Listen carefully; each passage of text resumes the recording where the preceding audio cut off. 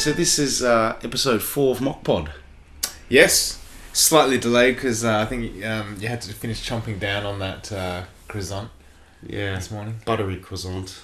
Interestingly enough, this morning I saw you in an interesting mood wandering up and down the garden path, literally the garden path outside our house. Yeah, it's a nice path. Yeah, you seem to be very meditating. In the sun. Anything particularly on top of your mind there? Not really. I think I was just clearing my mind for this podcast. Oh, okay. A sip? Yeah. A whiskey?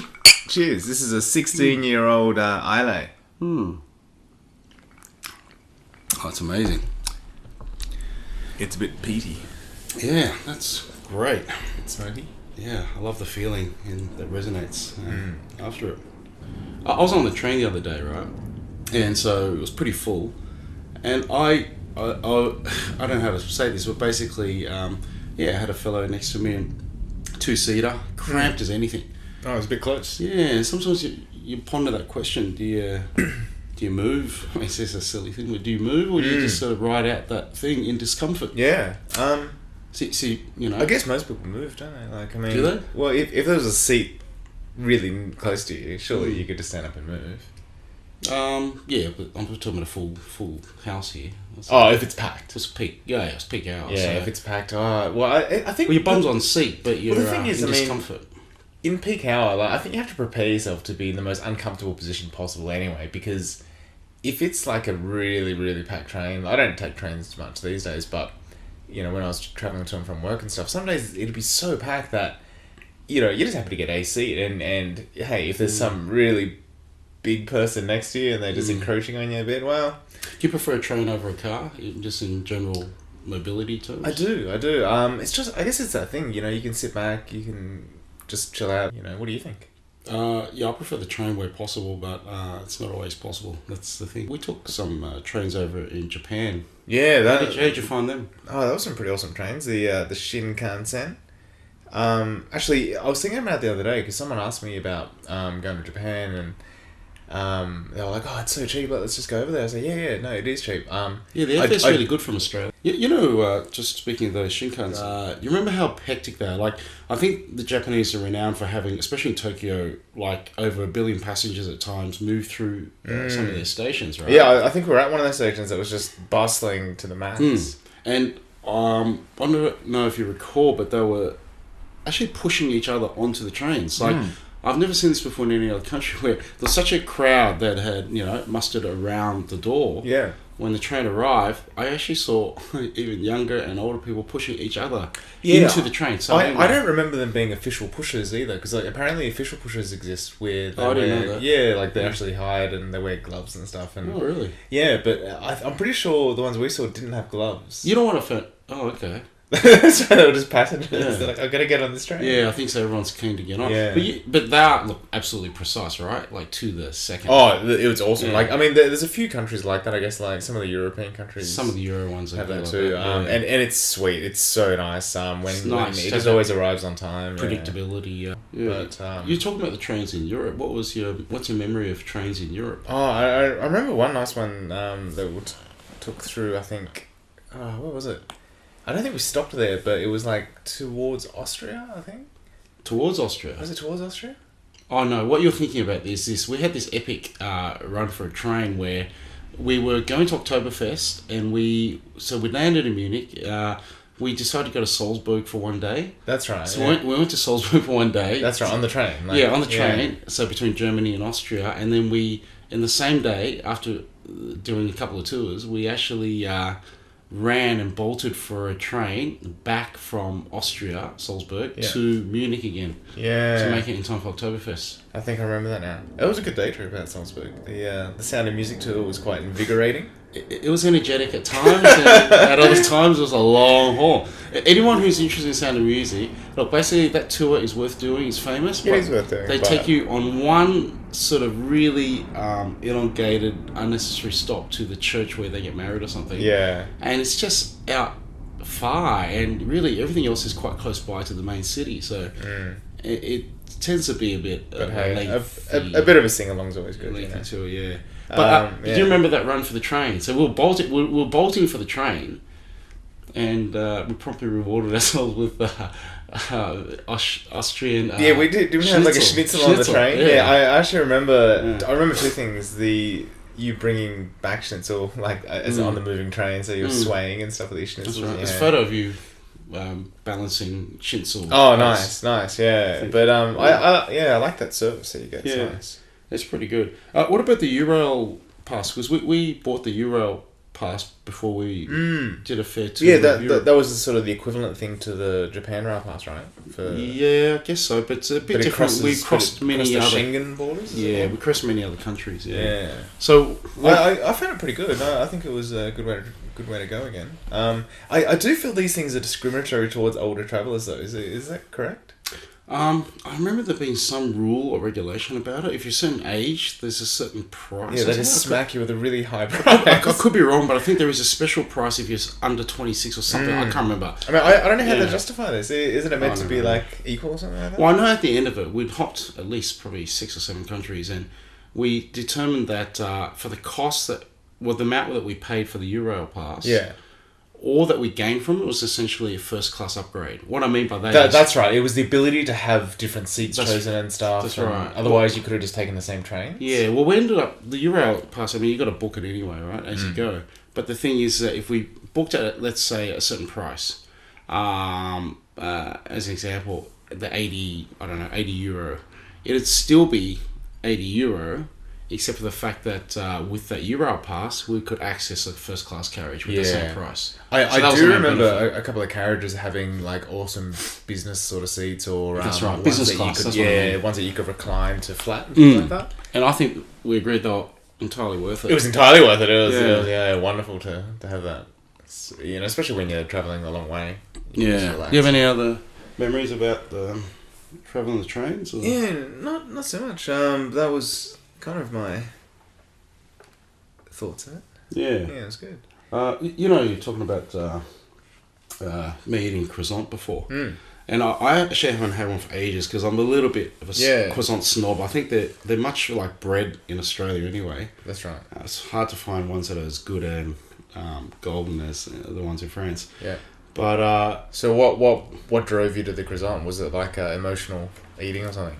No, not at all. What it is that a friend of mine sent a video to me through social media. Yeah. Right? She sent this video, and it basically has a couple in a kitchen. They're eating eggs, bacon, bread for breakfast, and then you have this man from the future hop into the kitchen and constantly intervene and prevent them from eating the food. Okay. So it's like a little skit, right? Right. And it just highlights how crazy it is that eating habits have changed over the years, meaning things like eggs, which were thought to be bad, I guess, at the turn of the century, Yeah.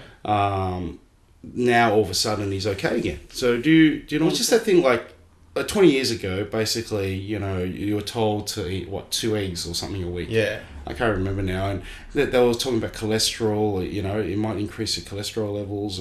So everyone freaked out about it. Yeah, but then they did more research and they found out, there's actually mainly good fats in there. And it's actually, that's right. There's good fat, and the fact is that dietary or eating cholesterol does not actually increase blood cholesterol. So yeah, it's one of those funny things because advice changes a lot on diets as well as other stuff over the years, and basically it's part of the beauty and elegance of science. Isn't it crazy we change our eating habits so much just because of the latest report or whatever? 100%. And I think everyone's very quick to jump on it because everyone's always looking for that I guess it's not even that miracle, but it's that.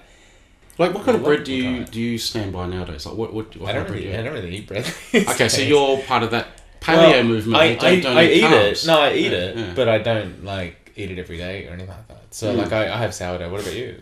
Well, yeah, I'm a big fan of sourdough. I'm particularly into the old grains, but I like spelt. Like the ancient grains sort of stuff. Yeah, I like spelt, and but I think what's interesting about that is do you believe this whole ancient grain thing? Do you think it's good?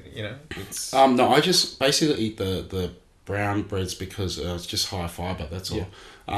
Because that thing I think there was a recent study only sort of this year about cell metabolism and just the fact that all these thoughts about white bread being being worse than brown bread it's unproven. Oh, really? Yeah, so apparently, like, it doesn't change things like, you know, your vitamin, mineral, your kidney, liver, tissue damage.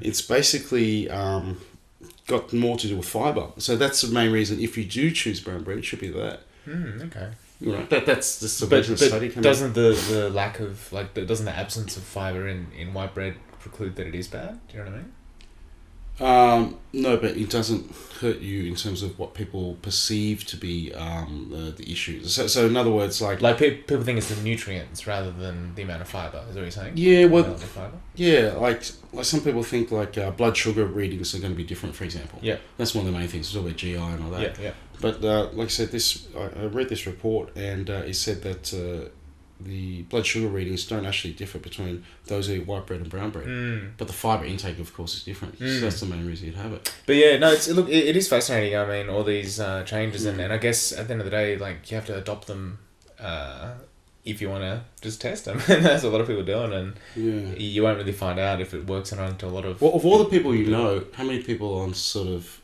Some different I diet? wouldn't say diet, it's not even... so much as they're following something that's on trend now. Yeah, like, some sort of nutritional plan. Yeah. I know, like, one of my friends is very much like me, where we don't eat breakfast. We just eat lunch and dinner. Yeah. You know, so and I know a few people that are sort of on that sort of... Yeah, well, it goes back to that traditional thing. Why do we have to eat 3 meals a day? We've talked about this. Yeah, So, I think it's just I think it says one of that. those basic things of, like, how much you really need the fuel. You know, like, it's Yeah. not like we're really out hunting gazelle or anything like No, that. So depends how much you burn in, so Yeah. you know, that will dictate how much you got to eat. yeah. So what about you? Do you know anyone, or are you on anything yourself? Like, No, look, I don't. I try not to. Look, we all subject ourselves to, you know, I guess the latest research and all that. Yeah. But things change. Like I said, the eggs is the big thing for me. It's just like I remember like holding back on eggs because everyone was like scared about the whole, you know, egg and cholesterol thing, and then they go, oh, there's actually HDL, LDL. And now I'm like, I'm all for eggs. I love eggs as much as I like through the week. Yeah, I'll just... Eggs are delicious, yeah. I can eat eggs, really, yeah. Yeah, we'll have to talk about that someday, because you do have a particular passion for eggs. When you're talking about these, this thing, drinks, I was actually thinking about, you know, often you have a drink because I guess you want to wind down from a day. You want to de-stress, if you like. Yeah. Yeah, I was actually... Do you use it for that purpose? Oh, no, I don't. Personally, like I treat it just like a meal. I guess it's something special, but have just it for pleasure. Yeah, I just had a few tougher moments in recent times with work, etc. And I was just actually curious, like, how do you deal with stress yourself? Like, what do you find works for you? A lot of stuff out there, but what do you find useful? Yeah, I think there's a few main strategies I use, but I guess one is just not to get too emotional over anything, like in terms of what is stressing you out, because it's not really going to help you solve the situation too much. So getting too worked up about it, I think, is a good start to avoid. So in other words, like, just don't focus on an issue. Well, you like, is that what you mean? Don't run away from it, but don't let it rule your life either. So, like, if you have a particular thing that's stressing you out, if it's like, you know, you're trying to get projects done at work, or having problems with someone, you know, personally, or whatever it is, you know, that at some stage, obviously you have to address it, but also seeing it in perspective with the rest of your life, I think is pretty important, and just making sure it doesn't overtake the rest of your life. You know, I haven't done this, but I've had friends who've actually consulted psychologists on it, and what they've been advised to do is like write a stress diary. Yep. So basically, anytime they get a, let's say, a major headache come on, like it's actually, I know a friend of mine, she actually had a problem with migraines, and so she was told to write down, you know, things that cause stress and all that, or even like when she has coffees and so she presented this psychologist with a stress diary, and that seemed to be really helpful, and that helped her I can definitely see that working. Yeah, because like it's half the problem is about identifying obviously what stresses you have, right? So, I mean, it's funny. I've been making a lot of workflow diagrams recently for my job, and it got me. Has that been stressful for you? It was stressful before I started making them, and then I started making them. It was fine, but what was really interesting with it is it started making me think about our actual lives and how you could basically make a workflow of your life and then identify areas in it where... Like choose your own adventure. Like basically, if you go down this path, this is Yeah. what's going to eventuate. But rather than just like leave it grey, actually write it down and map it out. And say, okay, well, clearly, okay, I've identified this is my pathways in life. This is how I operate with the world. These 6 things are causing me stress, or 2 things, or 1 thing, or whatever it is. And then you have an alternate branch. Well, you have to look at it. You have to look at the process going, well, clearly that's not working. I need to fix something with it. I need to add something to it. I think the thing about those kind of flowchart things is that you get to look at positive and negative. That's right. So it addresses things in a really balanced way. So. Yeah, and I guess that's part of, dealing with it. But I'm not saying like I sit down and workflow my life, but I thought a really interesting thought. Yeah. What about you? What other sort of things do you do? I was just trying to think recently what helps me... obviously things like exercise, as doctors recommend, all that, it is really useful. Oh, it's crucial. But I think more to the point, just regular exercise rather than just exercise when you feel, I don't know, it sounds silly, but like the routine of exercise. I've loved our zombie-like exercise routine. Like really useful. We just do it. There's times when you don't feel like doing it, you just do it anyway. It's great. And I think that regimen for like exercise really sets the body. It's kind of like... if your body's a machine, it sets it so there's certain rhythms where you'll have your dips, like everyone gets stressed from work, etc. But then it has its rises, and I think when you build in sort of a routine, I think that really helps. So for me, it gives you like equilibrium. Yeah. So for me, routine's a massive thing in terms of avoiding stress. Like if I can set things in place like that, and I guess that relates to time management, and but yeah, I mean, I think that's one of my biggest things, just keeping a routine. So if I ask you what's the main thing for you, practically... I mean, I definitely think that'd be a good answer. I mean, I don't know if I could think of a better answer right now, because... You'd agree? There's definitely a lot of comfort in the whole idea of routine, because, again, it relaxes your life. Like, what you're doing, you know what you want to do, and it doesn't stop you from changing things or dreaming of different things. Well, can I ask, things, how are things like, people talk about guided meditation things, like you lie down... relax your toes, relax your legs, relax your, your torso. So all that kind of stuff. Like, does that kind of thing work for you? I think it could be incredibly useful. I mean, I definitely believe in the power of physical touch. But it's funny. A friend of mine said recently, he was talking about this to me, and he goes, "Hey, about stress, man." Actually, about these guided meditation things. Oh, yeah. And he goes, "Oh, have you ever been to a masseuse that actually does guided meditation?" I'm sure that masseuse helped him a lot. Did he explain how the masseuse sort of stepped him through it? I'm going to tell you how he did it. But anyway, yeah, it was very much like that, but talking about those different areas of your body, and then basically, and then doing that all before anything else, and just letting you have that, that okay to... it's something... So recently I was looking at some docos and films because I was thinking back to some film festivals I've been to. Yeah. So one of the film festival events I really remember from 2 years ago was a documentary I saw called Seymour: An Introduction. Anyway, do you remember there's an interesting quote in that? Like Ethan Hawke directs this documentary. Is it about a penis? Penis, yeah. I remember that. At the midpoint of his story. He was this guy in New York or something. Yeah, and the midpoint of his life, he quit and just became a full-time teacher of the piano. Yeah. I think it's fascinating because, especially into piano at all, this pianist talked about,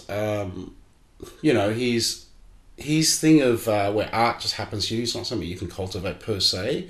I don't know if he was quoting Salinger or whatever, but I think the interesting thing that came out of that movie for me was Ethan Hawke sitting down with Seymour Bernstein and asking him about life, and he's a 80-year-old now, and he chose that path for himself. Yeah, and he said, after being a renowned pianist. And I don't know what age Ethan is now, but he was saying something like how when you reach the midpoint of your life, and you don't have a religious calling yet, you have material comfort. Like, what do you do? Like, I thought that was an interesting thing to ponder. Do you have any thoughts about that? Like, when you are at this midpoint, I mean, what Seymour chose to do was become a teacher and to give to others. But what do you do? I mean... Well, I mean, I think people are going to come to that point at different times in their life, obviously. I don't think it has to be the midpoint of their life, but there's probably going to come, for a lot of people, not all, but a lot of people at some point in their life where they go, well, okay, so I'm doing this whole, process where I can survive. Now, what do I actually want to do, like, in the world? Like, do I want to just do things for myself? Do I want to do things for others? Do I want to...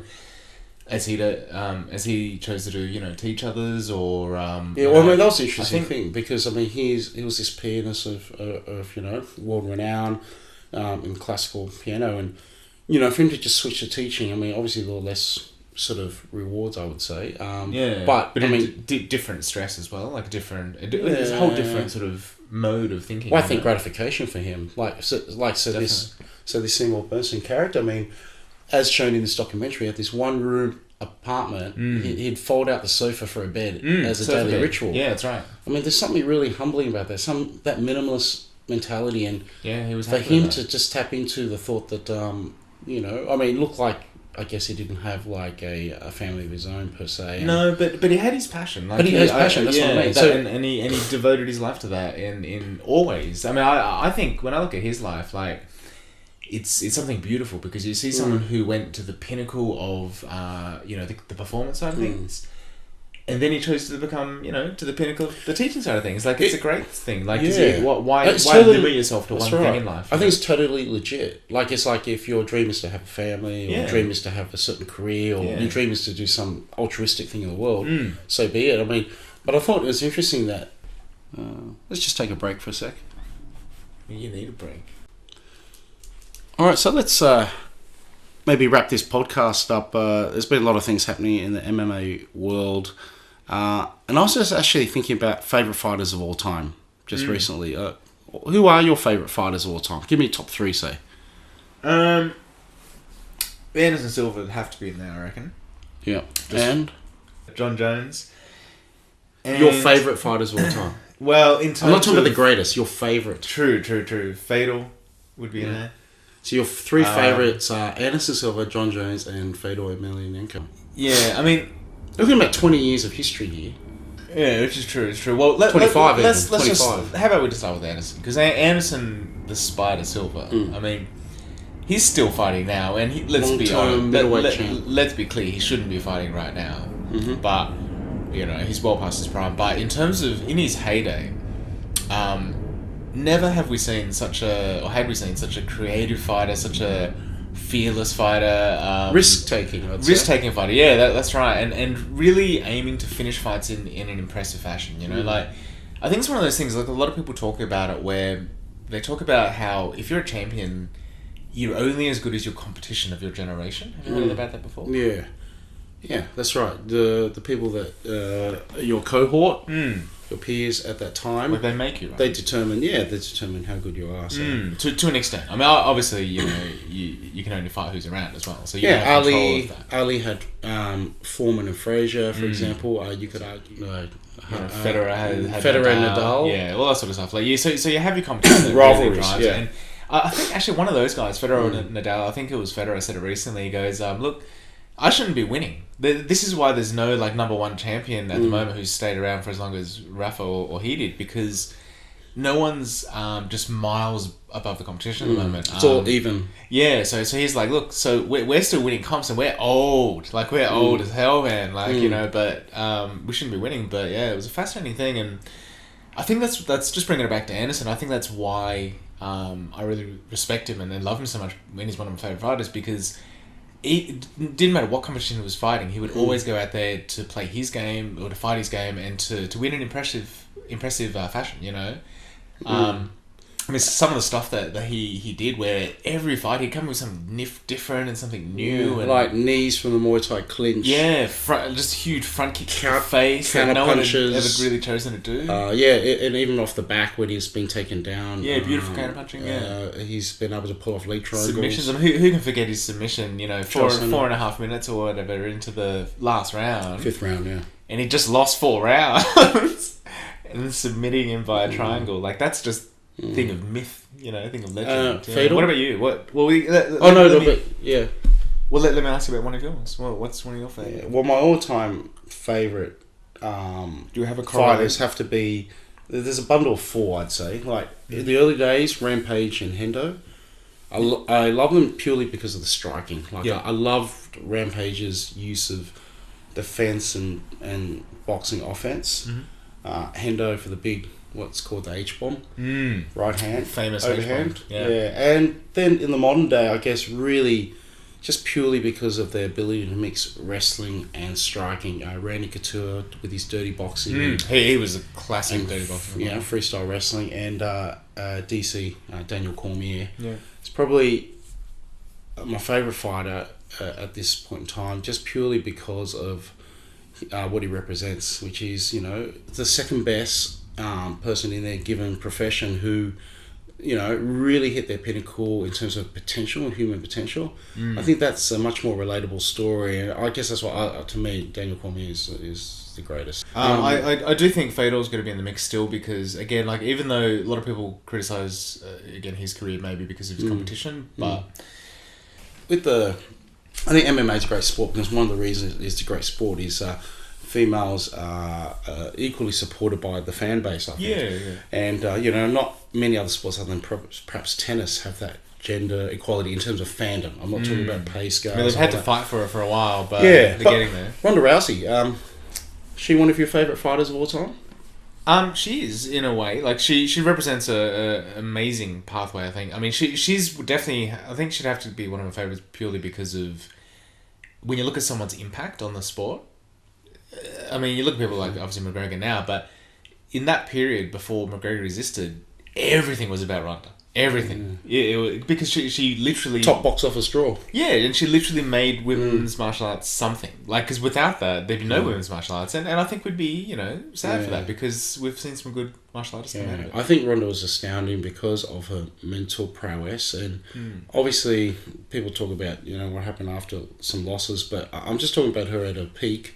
Definitely, untouchable. Definitely one of my favourite fighters because she created this thing which I guess we call the aura. When you create this spectrum of positive confidence, your opponents sometimes they don't feel it's penetrable. Yeah. And I think she created that, and not many fighters have been able to create that. No, that's right. I mean, it's a matter of, like, it's one of those funny things because you can't really just sit there and go, I'm going to create an aura. It just happens how you beat people, from how you are, conduct yourself, and how you've cultivated your personality. Yeah, and there's a few people that have that. I mean, but not many, like you said, because the thing with auras is that they generally only have one use. They last. They last until you're beaten. Yeah, and then it gets broken.